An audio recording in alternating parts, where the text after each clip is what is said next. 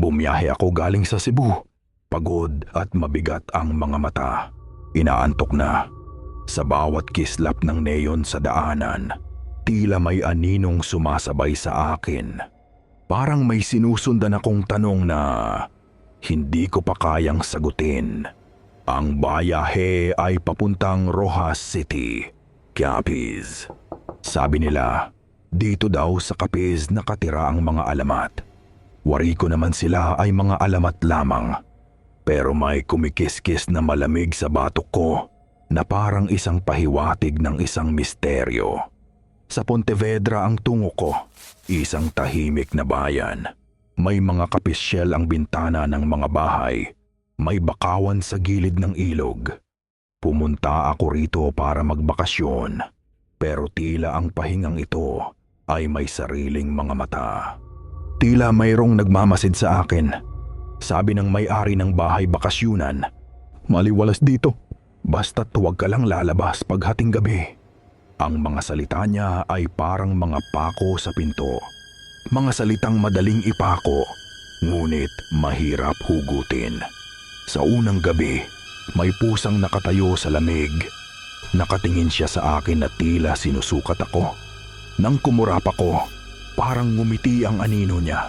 Mahaba, hindi pantay, purong itim at nanlilisik ang mga mata. Hindi ito ordinaryong pusa. May alon ang balat, parang kumukulo. Umuugong ang balahibo at nagluwal ng isang tao. Nagtataka ako kung paanong nagkasya ang tao sa kulubot ng hayop. Tahimik lang itong nakatingin sa akin. Kinunan ko ang aking nakita. Walang naniniwala kapag sabi-sabi lang. Naniniwala ang tao sa video. Ngunit dito sa Pontevedra, kahit may nakakakita, nagpapanggap lamang silang hindi nila nakikita. Mabait ang lahat ng tao dito. Masyadong mabait. May bahid na asukal ang boses, ngunit may talim ang kanilang mga ngiti. Para bang may hinihintay silang mangyari. At ako ang pinakasariwang alay sa mesa. Sa simbahan, sa St. Michael Parish, winika ng pari. Walang masama sa takot. Ang masama ay kapag ang takot ay itinatago. Nang lumingon ako, may asong nakaluhod na parang may sarili itong dasal. May baboy na gumagala sa bakuran pero nakatayo ang anino nito. May mga daliri sa pagitan ng kanyang mga paa. Mayroon gumagapang sa loob ng kanyang balat. Tahimik ngunit malayaw. Para itong isang taong nag-uunat sa loob ng katawan ng isang hayop.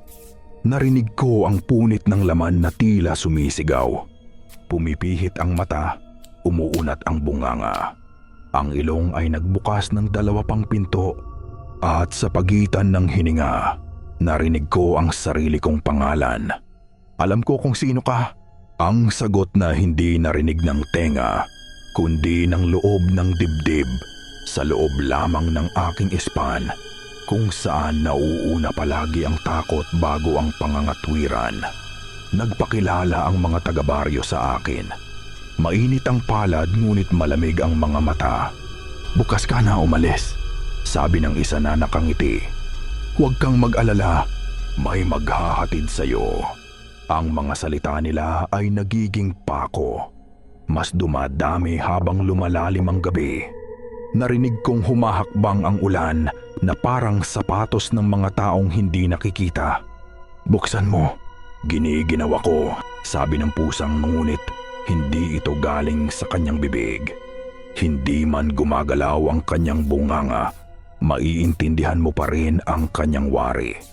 Mapagmahal ako sa mga hayop, ngunit nararamdaman kong ako ang hangad niyang pagkain. Tumindig ang gabi at sa loob nito, isang babae ang ipinanganak mula sa pusa. Walang dugo, walang sigaw. Parang ang kalikasan lang mismo ang lumikha ng tao. "Bisita," wika niya. "Inaalok ka namin ng ligtas na pag-alis." Ang ibig sabihin, aalis akong buo kung iiwan ko ang lahat ng nakita ko. Mula pa noong kabataan ko sa Cebu, matagal ko nang natutunan na hindi dapat ibinubulsa ang katotohanan. Kailangan ko ipaalam ang aking karanasan. Ngunit sa sandaling iyon, nagdilim ang kanyang nangiti. May isa pang anyo sa paligid. Tahimik lamang ito nagmamatiyag. Para itong isang asong nagbabantay sa pinto sa pagitan ng laman at anino. Doon ko naunawaan na iniaalay nila ako. Hindi para saktan, kundi para manatiling payapa ang sarili nilang gabi. Ang kabaitan ay naging ritual. Ang ritual ay naging gutom. Ilagay mo yan sa YouTube. Sabi ng boses na nakangiti. Pero mabagal ang internet dito. Sa likod ng biro, may pako pa rin at higit na bumibigat ang pagkabaon. Natapos ang pag-upload ng ebidensya ng aking karanasan. Ang lihim ay may sariling pakpak. Ang lihim ay patuloy na mamumuhay. Ngunit kapag wala nang maitatago, wala nang maililihim ang bayan ng Pontevedra. Ramdam ko ang hinlalaki ng gabi sa sentido ko. Isang banayad na paalala na hindi libre ang liwanag. May paniningil ang katotohanan. Tumakbo ako ngunit mas mabilis ang anino kaysa sa akin. At sa bawat hampas ng dahon, may kamay na sumusubok umabot sa akin mula sa likod. Hindi kita papatayin, wika niya. Ipapakita ko lang sa iyo kung paano kami mamuhay. At doon ko nakita ang dahan-dahang pag-angat ng balat sa batok niya.